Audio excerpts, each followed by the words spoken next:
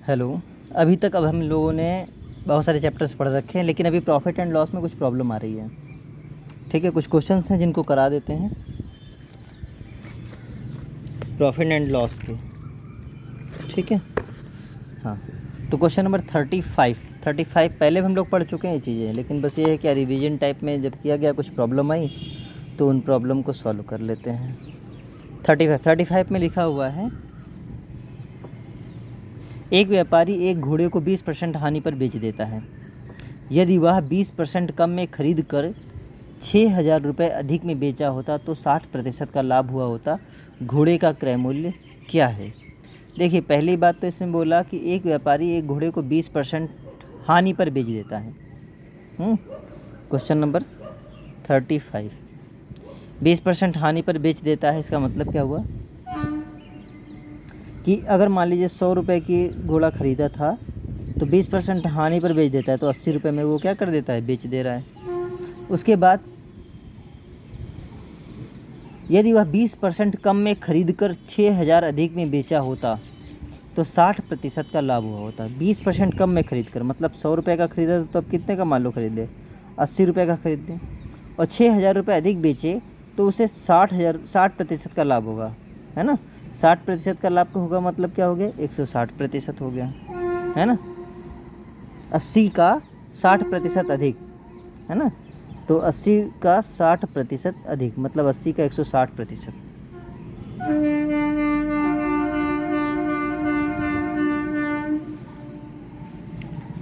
16 अट्ठे 128, ये हो गया। मतलब 128 रुपये में ये बेच रहा है। पहले कितने में बेच रहा था, 80 रुपये में। ठीक, अभी हम देखते हैं क्या करना है। 6,000 रुपये अधिक में बेचा होता तो 6,000 रुपये क्या है, अधिक है। किस चीज़ से अधिक है? पहले 80 में बेच रहा था, अभी 128 में बेच रहा था, दोनों में 6,000 का डिफरेंस है ना। या 80 में खरीद कर 128 में बेच रहा था तो कितने का डिफरेंस आ रहा है, 6,000 का। ठीक है, तो बताइए घोड़े का क्रय मूल्य क्या है? तो क्रय मूल्य क्या, 100% वाला ही तो आपको चाहिए, तो ऊपर हो जाएगा 100, नीचे 128 माइनस का 80।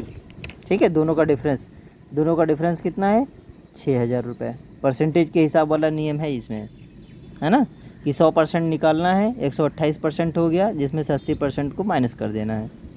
तो इधर कितना आ जाएगा, 100 हो जाएगा, दोनों को माइनस कर देंगे, कितना, 48 हो गया, और इंटू 6000।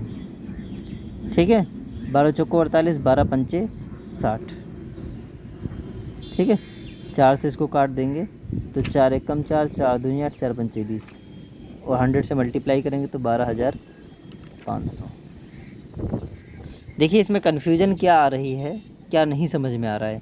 100 रुपये का घोड़ा ख़रीदा, 80 रुपये में बेच दिया। फिर 80 रुपये का घोड़ा ख़रीदा, जिसको अगर हम 80 में ख़रीदें तो 6,000 ज़्यादा में बेचें, 80 में ख़रीदें 6,000 रुपये ज़्यादा में बेचें तो 60% का लाभ होगा।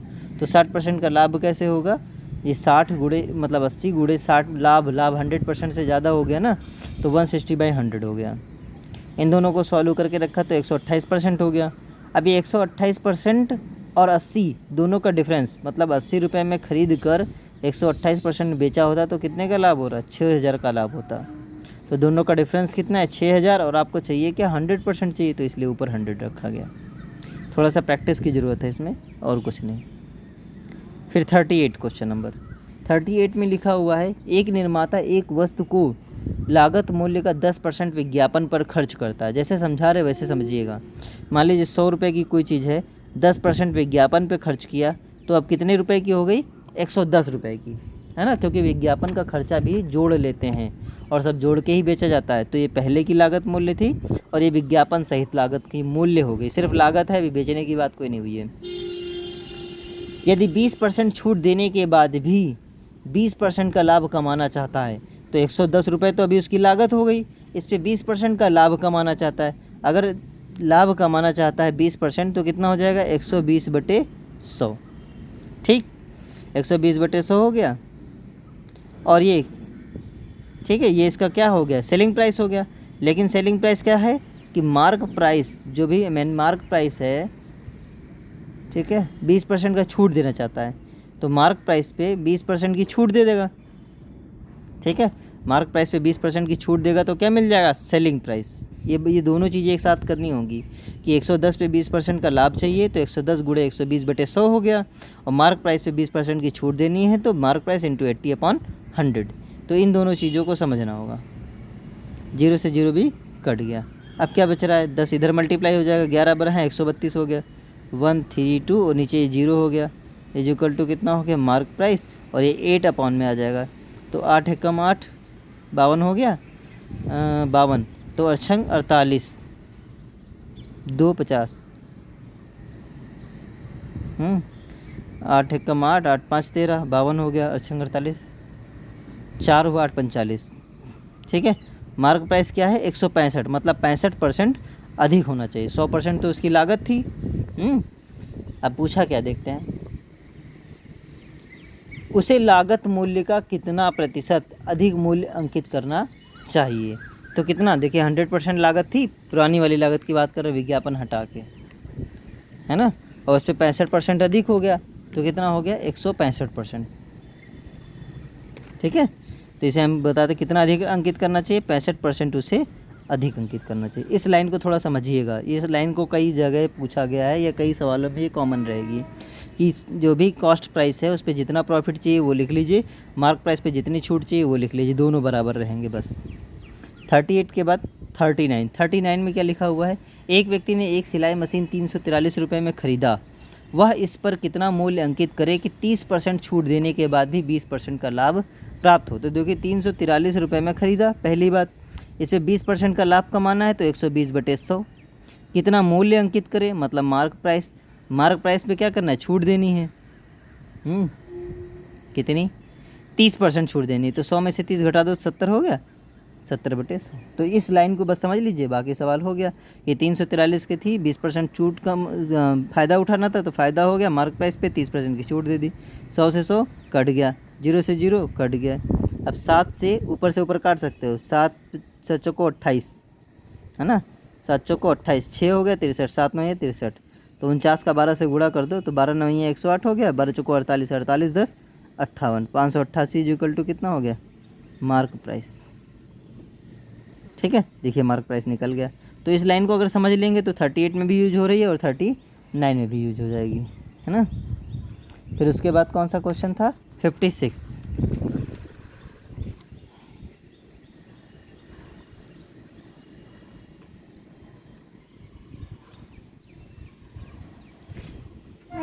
क्वेश्चन नंबर 56 देखते हैं।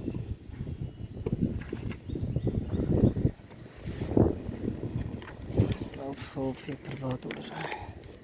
56 में लिखा हुआ, रमेश ने 50,000 रुपये में एक ज़मीन खरीदा। ठीक है, पहली बात क्या है कि 50,000 रुपये में एक ज़मीन खरीदा। ठीक, क्वेश्चन नंबर 56, 50,000 रुपये में खरीदा, इसका 4/5 भाग व 5% हानि पर बेचा। 4/5 भाग 5% हानि पर बेचा, मतलब 95/100 हो जाएगा। 0 से 2 0 काट दो, 5 से ये 5 काट दो तो 100 हो गया, 4 से मल्टीप्लाई कर लो तो 4 पंचे 20, 4 9 36, 36 2 38, तो ये 38,000 का हो गया।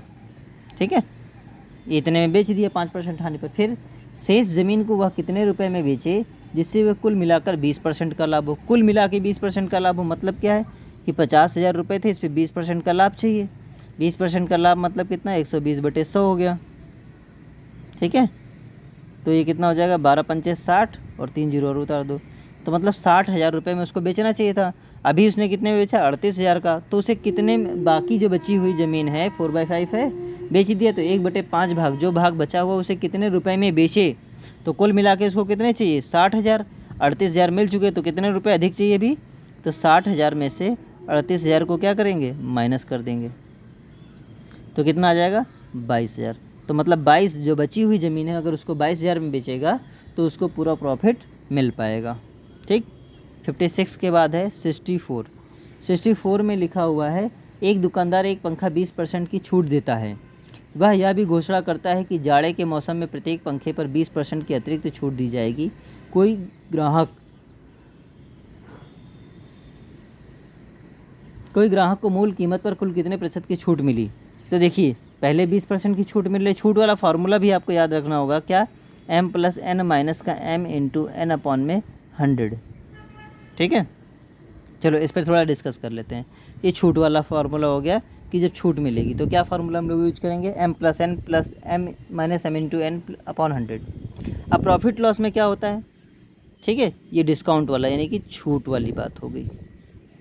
अगर कह दिया जाए प्रॉफिट वाले की क्या बात हो जाए, थोड़ा इस फॉर्मूले को समझ लेते हैं। प्रॉफिट मान लीजिए पहले 20% का प्रॉफिट हो गया, फिर 10% का प्रॉफिट हो गया, तो आप क्या फार्मूला लगाएंगे, दोनों प्रॉफिट हैं तो क्या हो जाएगा, दोनों प्रॉफिट है मतलब जुड़ेंगे तो m plus m into n upon 100।